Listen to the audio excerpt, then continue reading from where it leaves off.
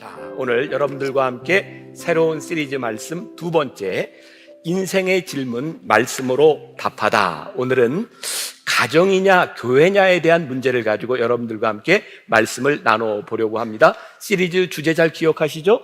인생의 질문 말씀으로 답하다.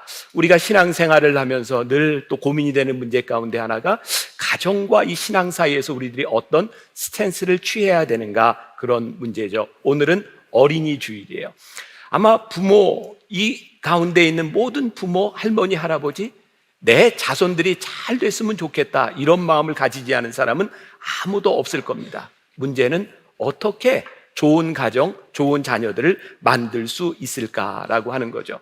근데 제가 이번에 말씀을 준비하고 묵상팀에게 제 원고를 먼저 이렇게 나누어주고 피드백을 받으면서 오늘 설교가 참 힘들다는 생각을 했어요. 왜냐하면 이전에는 가정, 그러면 엄마, 아빠, 자녀들, 할머니, 할아버지, 이런 구도가 이렇게 딱 짜여져 있었는데 이제 가정이라는 것이 그렇게 말하기가 힘들어진 것 같아요. 우리들 주변에는 자녀가 없는 가정도 많이 있고, 그런가 하면 가정을 이루었다 헤어진 가정도, 또 혼자 있는 가정도 많이 있어요. 이런 상황 가운데서 제가 어떤 가정을 이야기해야 될까? 제가 고민하다가 제 마음속에 들어온 것은 성경에서 이야기하는 가정, 하나님께서는 우리의 가정에게 무엇이라고 말씀하셨는가? 나는 성경의 근거에서 이야기하면 되겠다라는 생각이 들었고, 오늘 말씀을 듣는 여러분들 가운데 이 말씀이 여러분들의 가정의 형태가 어떠할지 모르지만 여러분들의 가정을 복되게 만들어줄 수 있기를 간절히 소원합니다. 자, 제가 한 이야기로 좀 열어가려고 하는데 한번 생각해 보세요. 제가 신방을 갖다 들은 이야기입니다. 어떤 집사님이 수요일 날 교회를 막 가려고 하는데 교회로부터 문자 메시지가 왔대요. 아마 이제 성경 공부를 하고 있는 그 그룹에서 온 것 같은데 그 주제가 뭐였냐면 우선순위를 분명히 하십시오라는 문자였다 그래요. 막 수요 예배를 가려고 나오는데 우선순위를 분명히 하십시오라는 문자를 받고 보니까 집 청소를 좀 해야 될 것 같더래요. 그래서 교회를 안 가고 집안 청소를 했다. 그러면서 저에게 목사님 이게 잘한 결정인가요? 이런 질문을 했어요. 자, 여기도 여러분들의 머릿속에 그냥 딱 질문으로 남겨놓고 말씀을 이어갑니다. 오늘 우리들이 이 말씀을 풀어가는 순서, 첫 번째는 가정이 왜 중요한지를 생각하려고 하고, 두 번째는 신앙이 왜 중요한지를 생각하고, 그리고 이 두 가지 가운데서 여러분들이 어떤 선택을 해야 되는지를 여러분들에게 남겨드리려고 해요. 묵상팀의 한 분이 이런 이야기를 했어요. 이 가정이나 신앙이나 사실 이 문제가, 오늘 그냥 답부터 이야기를 한다면, 우리들이 하나님 앞에 우리의 신앙이 회복되고 나면 하나님이 기뻐하시는 가정이 무엇인지를 우리들이 알게 될 거고, 사실은 가정과 신앙이라고 하는 것은 양립, 대립하는 문제가 아니라 어쩌면 신앙적 융합이 이루어져야 되는 문제다, 이렇게 이야기를 해줬어요. 오래전에 제가 설교 시간에 여러분들과 한번 했던 적이 있는데, 자, 우리들이 신앙생활을 하면서요 늘 고민을 하는 게, 이쪽이 신앙의 영역이라고 생각하고 이쪽이 가정의 영역이라고 생각하면 우리는 어떻게 균형을 맞출까, 늘 그런 생각을 합니다. 그래서 늘 균형을 맞추려고 노력을 하죠. 자, 제가 균형을 한번 맞춰보겠습니다. 이게 쉽지 않아요. 그죠? 쉽지 않습니다. 균형을 맞춘다는 게 쉽지 않아요. 그런데 균형을 잡는 조금 쉬운 방법이 있죠. 어떻게 잡냐면 이렇게 잡는 겁니다. 그렇죠? 이쪽이 신앙의 영역인데 우리들이 신앙생활을 열심히 합니다, 이렇게. 그런데 신앙생활을 열심히 하다 보면 내가 가정에 좀 소홀한 것 같아. 그러면 우리의 중심을 이쪽으로 옮기면 됩니다. 사실은 중심을 잡는다고 하는 쉬운 방법이 있는데 우리는 늘 균형을 맞춰야 된다고 생각하는 거죠. 우리들의 신앙생활 가운데서 어느 때는 우리들이 신앙의 영역으로 옮겨갈 수도 있고, 어느 때는 우리들이 가정의 영역으로 옮겨갈 수도 있습니다. 문제는 우리들이 이 판단을 제대로 하느냐에 대한 문제이겠죠. 자, 우선순위라고 하는 걸 우리들이 잘 압니다. 그런데 문제는 뭐냐면 우선순위가 무엇인지 아는데 현실적으로 이런 말들이 우리들에게 따라오면 참 힘들어지는 거죠. 또 우리들이 자녀들을 이렇게 양육하면서 이런 말을 합니다. 야, 내가 다 너를 사랑하기 때문에 하는 거야. 그런데 생각해 보세요. 우리가 사랑한다고 하는 모든 것이 옳은 것일까요? 사실 우리들이 사랑한다고 하지만 그것이 다 옳은 것이 아닐 때도 많이 있어요. 다시 좀 서론으로 우리의 가정에 대한 이야기를 좀 볼게요. 조금 몇 년 지나간 통계인데 2018년 보건사회연구원에서 조사한 거에 의하면 표를 좀 한번 보여주실까요? 자, 반드시 결혼을 해야 된다라고 생각하는 사람이 2015년에 남자가 몇 프로?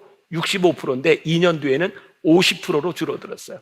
또 여성에게 물어봤더니 2015년에는 40%, 2018년에는 29%로 확 줄어들었어요. 또 하나 통계를 보여드릴게요. 황혼 이혼에 대해서 어떻게 생각하냐 그랬더니 2018년도에 황혼 이혼 긍정적이다 41%. 이 중에 10명의 4명은 지금 이혼할 생각을 하고 있어요. 그렇죠? 또 졸혼, 이혼까지는 아니지만 결혼을 끝낸다, 그 긍정적으로 생각하는 사람이 42% 정도 된다는 통계가 나왔어요. 그러니까 우리들이 살고 있는 이 세상 가운데서 이 가정이라고 하는 것은 우리가 기존에 가지고 있던 가정에 대한 패러다임을 확 깨우는 세상 가운데서 우리들이 살고 있는 거죠. 자, 제가 말씀을 준비하다 보았던 자료 중에 하나입니다. 버지니아 사티어라고 하는 사람이 사람 만들기라고 하는 책을 썼는데 거기서 이런 이야기를 합니다. 자동차는 자동차 공장에서 만들어지고 TV는 TV 공장에서 만들어집니다. 불량 TV가 나오는 것은 그 공장에서 불량 제품을 만든 것이고, 불량 자동차가 나오는 것은 공장에서 불량 자동차를 만들었기 때문입니다. 그러면서 이렇게 얘기를 해요. 불량 청소년, 불량 남편, 불량 아내는 어디에서 만들어지는 것일까요? 네, 가정에서 만들어지는 거라요. 우리의 가정이 어떻게 건강하게 가정의 구성원들을 만들어내는가, 그게 1인 가정이든 아니면 자녀가 없는 가정이든 대가족이든 우리의 가정 안에서 사실은 가족 구성원들 한 사람 한 사람이 만들어지고 있다고 하는 것을 우리들이 부인할 수 없는 거예요. 자, 이제 본론으로 들어갑니다. 먼저 가정이 왜 중요한가를 한번 생각해 보겠습니다. 하나님께서는요, 우리의 가정이 깨어질 때 참 마음이 아프시겠다는 생각이 들어요. 왜냐하면 창세기 2장 18절에 보면 우리 하나님께서 인류를 창조하시고 아담을 창조하시고 그가 혼자 있는 것이 좋지 아니하여, 보기 좋지 아니하여 하와를 돕는 배필로 만들어 주셨어요. 그러니까 하나님께서 가정을 만들어 주실 때 어떤 가정을 만들어 주신 거예요? 보기에 좋은 가정을 만들어 주신 거예요. 그런데 그 가정이 깨어지고 있다면 하나님의 마음을 아프게 하는 일이다. 왜? 그것은 하나님의 뜻에 합한 일이 아니기 때문이죠. 자, 오늘 본문 말씀 굉장히 슬픈 이야기가 등장하고 있습니다. 다윗, 그가 사랑하는 아들 압살롬이 있었어요. 근데 압살롬이 그의 아버지를 배신하고 반역하고 아버지를 죽이려고 했죠. 그리고 아버지와 아들 사이에 전쟁이 일어난 거예요. 아버지가 아들에 의해서 쫓겨가는 그 어려운 상황, 긴박한 상황 가운데서 하나님의 도우심으로 인하여 그 반역을 이기게 되죠. 잘 아시죠? 압살롬이 머리가 나무에 걸려서 죽게 되는 것 알고 계시죠? 근데 다윗은 그 압살롬이 궁금했어요. 그래서 묻습니다. 내 아들 압살롬이 어떻게 됐는가? 그랬더니 구스 사람 하나가 와서 뭐라고 이야기하냐면, 왕을 대적하는 자들은 다 그 청년과 같이 되기를 원하나이다. 무슨 얘기예요? 왕을 대적하는 그 사람들이 다 죽었으면 좋겠습니다. 누구처럼? 당신의 아들처럼. 이 사람은 그 아들이 아버지를 배신했기 때문에 그 아들이 죽으면 좋아할 줄 알았지만 다윗은 그 아들의 죽음의 소식을 듣고 전혀 좋아하지 않았어요. 그러고 웁니다. 내 아들 압살롬아, 내 아들 압살롬아, 내가 너를 대신하여 죽었더라면 내 아들 압살롬아. 아버지의 슬픔이 여기에 나와 있어. 아마 우리 부모들이라고 하면 이 마음을 알지 않을까요? 아들이 아무리 못됐다 할지라도, 내 자식이 아무리 못됐다 할지라도 그 아들이 잘못되는 것을 그냥 돌아볼 수 없는 부모의 마음을 우리는 너무나 잘 알아요. 자식은 부모에게 어떤 존재일까요? 제가 얼마 전에 어떤 목사님과 함께 이야기를 하는데, 원로 목사님이, 그분이 굉장히 인상적인 이야기를 하셨어요. 우리는 흔히 부모의 은혜 이런 이야기를 하는데 그 목사님은 자식의 은혜가 너무 크다는 말을 했어요. 제가 그 말이 잘 이해가 안 됐어요. 근데 이렇게 이야기를 하시더라고요. 내가 살아가는 동안 자식으로 인하여 나에게 준 그 기쁨이 얼마나 큰지 나는 자식의 은혜를 생각할 때마다 눈물이 난다. 생각해 보니까 우리가 자녀로 인하여 우리들에게 주신 그 기쁨이 얼마나 큰지, 그런데 그 자녀가 잘못된다고 하는 것에 대한 아픔과 슬픔이 얼마나 큰지 우리는 통곡하고 있는 다윗의 마음을 조금은 이해할 수 있을 것 같기도 해요. 하나님의 말씀, 우리의 신앙, 그것은 사실은 가정과 대립되는 것이 아니라 아주 중요한 보완 관계에 있어야 된다고 하는 것을 성경은 우리들에게 끊임없이 알려주고 있죠. 우리가 신앙이라고 하는 이름으로 가정에 소홀히 할 때 성경은 우리들에게 뭐라고 얘기하냐면 그거 위선이야, 그 회칠한 무덤과 같은 거야, 이렇게 말을 하고 있어요. 아주 오래된 농담입니다. 이렇게 들어보신 분이 있을지 모르겠어요.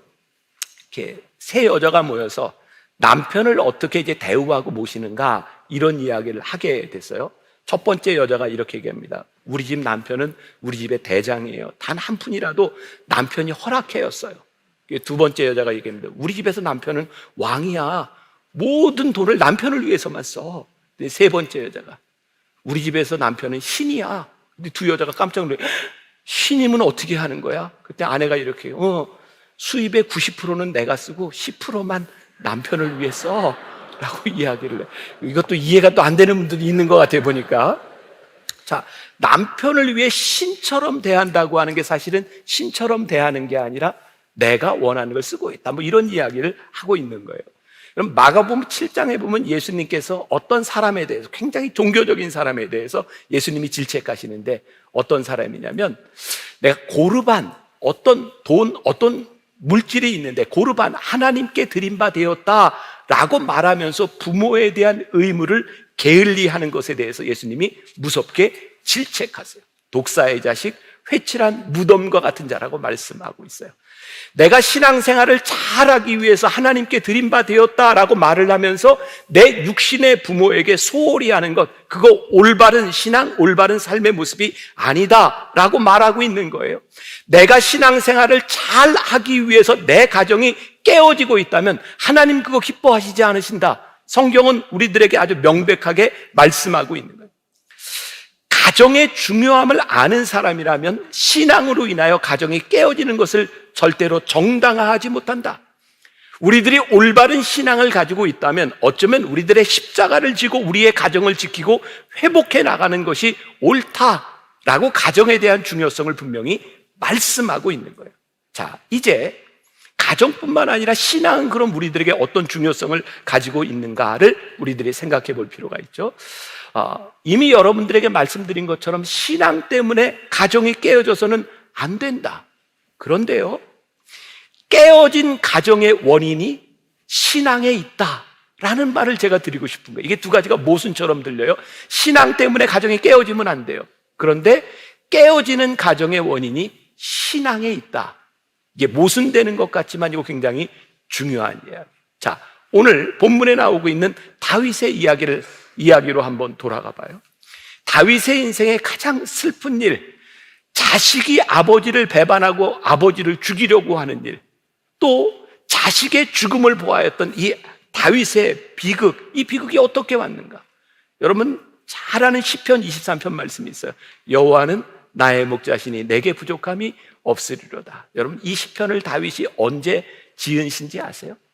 그의 인생의 도망자 시절, 그의 인생에 가장 힘들었던 시절에 이 주옥 같은 시편 23편을 그가 짓게 되죠. 가만히 생각해 보니까 우리의 인생의 고통 가운데서 신앙을 지키는 것은 우리 인생의 평탄함 가운데서 지키는 것보다 훨씬 쉬운 것 같아요. 왜냐하면 우리는 고통 가운데 하나님을 의지하니까, 고통 가운데 하나님께 우리는 기도할 수 있으니까. 근데 사람들이 참 신기하죠? 고통 가운데 기도하다가 우리들의 삶에 평안이 찾아오기 시작하면 그 신앙이 어디로 갔는지 몰라요. 우리가 잘 아는 이야기 사무엘하 11장에 보면 다윗의 범죄함이 나와요. 잘 아시는 이야기죠. 우리 어린이들이 있어도 19금 얘기인데 큰일 났다. 다윗이 어느 날 황혼역에 이렇게 옥상에 탁 올라와서 저 건너편에 보니까 어떤 여인이 목욕하는 모습을 보게 된 거예요. 누군가 그런 이야기를 하죠. 여자가 가장 아름다울 때가 이제 목욕하고 나와서 이렇게 김이 이렇게 모락모락 날 때가 제일 아름답대요. 그런데 아무리 생각해도 다윗의 왕궁에서 이 왕궁을 벗어난 저 민가의 여인이 목욕하는 그 얼굴을 보고 그 얼굴이 예쁘다? 사실 이건 불가능한 이야기였던 것 같아요. 성경엔 뭐라고 이야기하고 있냐면 그 여인이 아름다워 보인지라. 베드로전서 5장 8절에 보면 이런 말씀이 있어요. 근신하여 깨어라. 너희 대적 마귀가 우는 사자같이 두루다니며 삼킬 자를 찾나니. 다윗이 황혼역에 올라가서 저 건너편에 목욕하고 있는 여인을 본 것, 가만히 보면 평소의 다윗의 모습이 아니에요. 다윗의 일상이 깨어져 있어요.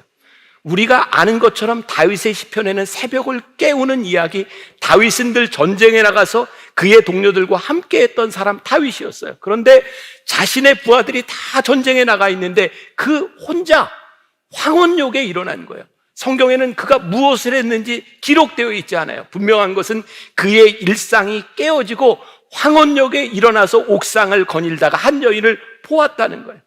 그의 삶이 깨어짐으로 인하여, 그의 삶의 일상이 깨어짐으로 인하여 그의 삶에 죄가 들어갈 준비가 되어 있었어요. 그리고 다윗은 무서운 범죄를 저지르죠. 남편이 있는 아내를 데려다 취하고 그 죄를 감추기 위해서 남편을 죽여요. 회개하는 다윗을 하나님이 용서해 주셨지만 다윗의 인생에 그게 얼마나 큰 상처가 되었고 그 마음에 얼마나 큰 짐이 되었는지 몰라요. 세월이 흘러갔어요. 사무엘하 13장에 보면 다윗의 자녀들의 엄청난 무서운 범죄의 이야기가 나오죠. 다윗은 여러 아내가 있었고 베달은 자식들이 있었어요. 암논이라고 하는 첫 번째 아들이 있었는데 이 암논이 베달은 누이 다말을 사랑해요. 그런데 이게 좀 윤리적으로 잘 안 되는 거잖아요. 그래서 이 암논이 부탁을 하죠. 이렇게 몸이 많이 아픈 척을 하고 내 누이로 하여금 나에게 시중을 들게 하고 뭐 먹을 것을 만들게 하라. 그리고 그 자리에서 자기 누이를 겁탈해요. 문제는 그 상황에서 아버지에게 그럼 이 동생을 나에게 주십시오 라고 데리고 살면 그 당시에 근친혼이 있었으니까 큰 문제가 되지 않았을 거예요. 그런데 그 누이를 쫓아버려요. 그랬더니 이 누이의 오빠였던 압살롬이 이를 갈죠. 언젠가는 내가 저 암논을 죽일 거야. 그리고 계략을 짜고 암논을 죽여요. 그리고 압살롬은 결국 도망가요. 다윗이 압살롬을 사랑했기 때문에 다시 압살롬을 데려와요. 그런데 이 과정 가운데서 다윗은 그 자녀들에게 어떤 질책도 어떤 훈계도 하지 않아요. 단지 자식을 사랑했기 때문에 자식을 옆에 뒀지만 다윗은 그 자녀들에게 어떤 훈계도 하지 않아요. 제가 이번에 남성 성경 공부를 하면서 그런 이야기를 해서 다윗은 왜 훈계하지 않았을까요? 그가 자식에게 훈계할 수 있는 자격이 없다고 생각했을 것 같아요.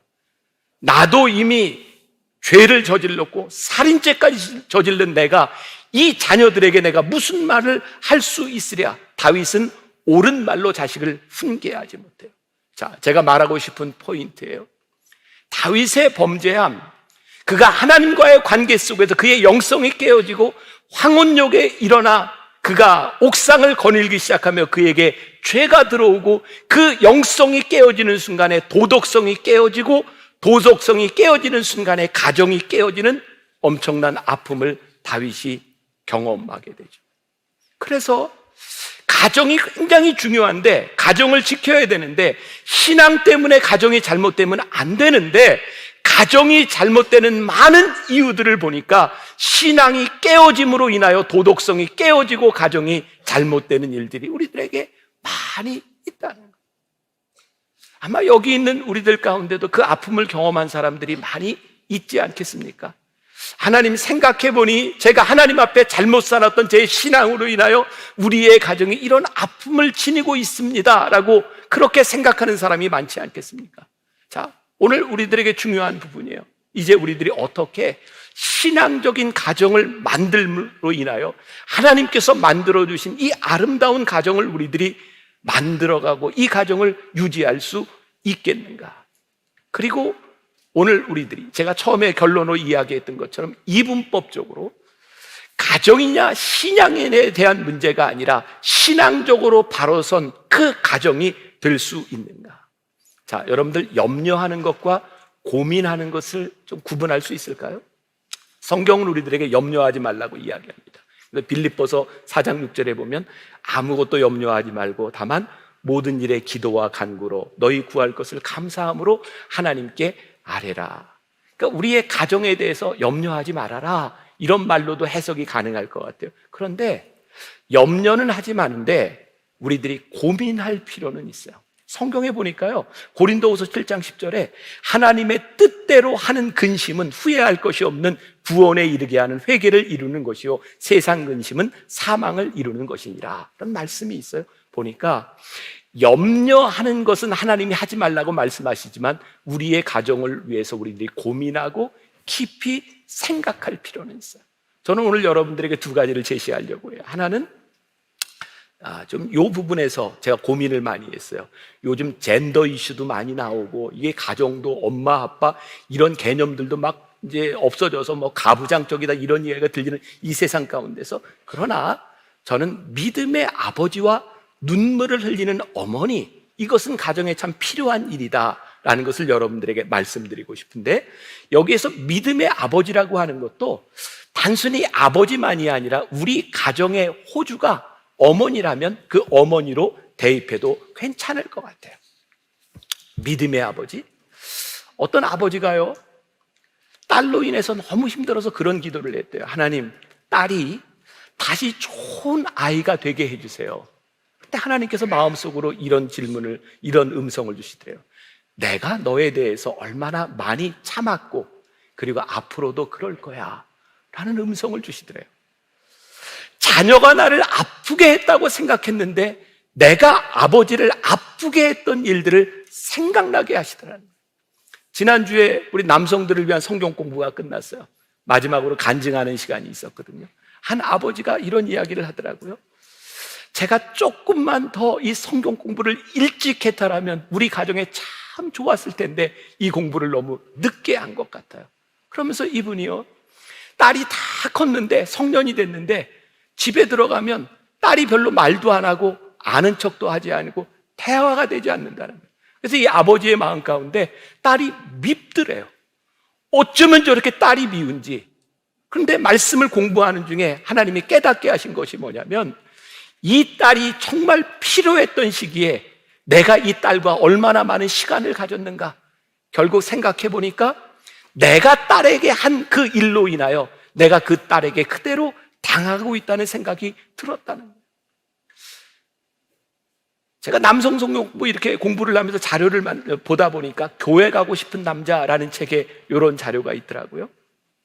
자, 가족들의 엄마가 예수를 믿게 될 경우에, 자, 제가 이제 누가 주도권을 가지고 있느냐에 대한 문제라고 이야기했는데, 통계를 보니까 엄마가 예수를 믿게 될 경우에 가족들이 예수를 믿는 경우가 한 17% 정도 된답니다. 그런데 아버지가 예수를 믿게 되면 93% 정도의 가정이 예수님을 믿게 된다는 거예요. 무슨 이야기냐면 영적인 주도권, 믿음의 주도권을 가진 사람이 누구냐, 그리고 믿음의 호주로 우리 자녀들을 어떻게 키우느냐, 이것이 굉장히 중요하다는 말씀이죠. 그러니까 가정에 주도권을 잡고 있는 사람이 믿음의 줄을 잘 잡고 있어야 된다. 두 번째는 어머니의 눈물에 대한 부분. 지난 목요일에 목요 찬양 집회를 하면서 우리 어린이들, 우리 엄마 아빠들이 같이 와서 찬양하는, 그리고 기도하는 시간을 가져서 잠깐 한번 모습을 한번 볼까요? 지난 목요일에 우리 찬양 집회를 할 때였어요. 제가 찬양 집회를 하면서 우리 엄마들에게 자녀들의 손을 붙잡고 같이 찬양하고 자녀들을 붙들고 기도하자 그랬어요. 여러분들의 기억 가운데는 여러분들 부모님, 어머니의 눈물이 여러분들의 가슴 속에 있는가? 제가 오늘 말씀을 준비하면서 제가 떠올랐던 이야기고, 저도 어머니가 돌아가셨어요. 아시죠? 제가 고아인 거. 네, 저희 엄마, 아버지 다 돌아가셨어요. 저도 고아예요. 근데 어머니, 아버지가 돌아가시고 나니까 어머니, 아버지의 모습이 저에게 많이 생각이 나요. 저에게 생각나는 어머니는 어떤 어머니냐면, 제가 83년도에 운전면허를 땄거든요. 처음 운전면허를 83년에 저기 잠실 탄천 그 운동장 있는 데서 운전면허 시험을 보는데, 저는 이렇게 학원을 다니지 않으면서 일종 면허 트럭을 가지고 시험을 보다 보니까 계속 떨어지는 거예요. 제가 7번째 떨어지고 나니까 운전면허 거기에 수입인지를 붙일 데가 없는 거예요. 8번째 시험을 보러 가는데 저희 어머니가 안 되겠다, 같이 가자 그러시더니 제가 운전면허 시험을 보는 동안 탄천 뚝에서 어머니가 기도하셨어요. 제가 8번째 붙었어요. 남들은 뭐라고 생각할지 모르지만 제 기억 속에 어머니는 나를 위해 기도하시던 분이라는 모습이 제 안에 있어요. 저희 형이 대학 시험을 볼 때, 그때는 본고사가 있던 시절이에요. 그때 목회자였던 저희 어머니와 아버지는 늘 그랬어요. 장남인 네가 대학에 떨어지면 아빠가 어떻게 목회를 하냐, 그러니까 무조건 붙어야 돼. 저희 형은요, 그 대학교 들어갈 무렵에 굉장히 노는 걸 좋아해서, 저희 집안이 좀 그렇죠. 노름을 굉장히 좋아했어요. 저희 형도 그 시험 보는데, 본고사 볼 때 중간에 쉬는 시간마다 나와서 친구들하고, 옛날에 그 마이티라고 하는 그 카드 게임 있어요. 그런 걸 할 동안 저희 어머니는 저희 형이 시험 볼 때부터 끝날 때까지 그 추운 날 그 산 뒤에서 기도하셨어요. 어머니의 눈물, 제가 고등학교 3학년 때 당구를 배웠거든요, 처음. 그러니까 당구를 처음 배우고 났는데, 제가 학교 다니던 시절에는 고등학생이 당구를 치면 정학을 맡던 시절이에요. 그러니까 사람들이 보지 않는 데서 쳐야 됐어요. 저는 당구를 언제 쳤냐면 밤 12시부터 새벽 4시까지 당구를 쳤어요. 그런데 그게 끊어지지를 않는 거예요. 고3 때였는데, 이게 대학을 가야 되는데, 뭐 경험 있으시죠? 막 누우면 뭐 이렇게 사각형으로 뭐가 보인다 그러고, 그게 안 끊어지는 거예요. 근데 그 당시에 만나교회 상가 건물에 있을 때였어요. 그때 교회 부흥회가 열렸는데, 부흥 강사 목사님이 고3이든 뭐든 자녀들을 다 데리고 와서 이 부흥에 참석해라. 그래서 제가 어머니한테 끌려갔어요. 그리고 그때 저를 위해 눈물을 흘리는 어머니의 모습을 봤어요. 그렇게 끊으려고 해도 끊어지지 않던 당구가 그 순간에 딱 끊어지더라고요. 그리고 대학 가서 쳤어요. 저에게는 굉장히 중요한 그런 순간이었어요. 우리가 자식의 문제를 가지고 치맛바람을 일으키는 엄마들 참 많이 있어요. 그러나 자식의 문제를 놓고 무릎 꿇고 기도하는 엄마는 그렇게 많지 않은 것 같아요. 자식을 위하여 내가 뭔가 노력하는 모습을 보여준다고 하지만, 사실은 그 자식을 위하여 무릎 꿇는 어머니의 모습들이 우리들에게 잘 보이지 않는 거예요. 우리 묵상팀의 한 장로님이 그런 글을 남겨줬어요. 목사님, 어머니의 눈물이 아니라 저는 매일 자녀를 위해 눈물을 흘리며 기도합니다. 아버지의 눈물도 중요합니다.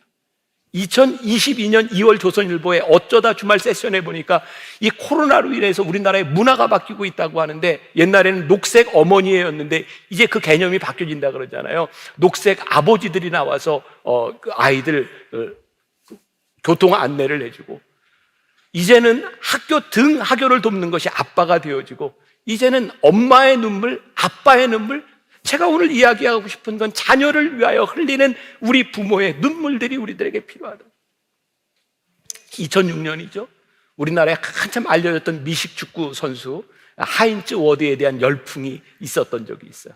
어떻게 혼혈인 저 아이를 저렇게 잘 키웠을까? 제가 그 하인츠 워드에 대한 글을 보니까요, 그가 미국에서 살면서 혼혈이었던, 아버지는 미국 병사였고 어머니가 미국 와서 자식을 키우는데 아버지는 이제 떠나갔고 혼자 이 아들을 키우는데, 그 어머니가 부끄러웠대잖아요.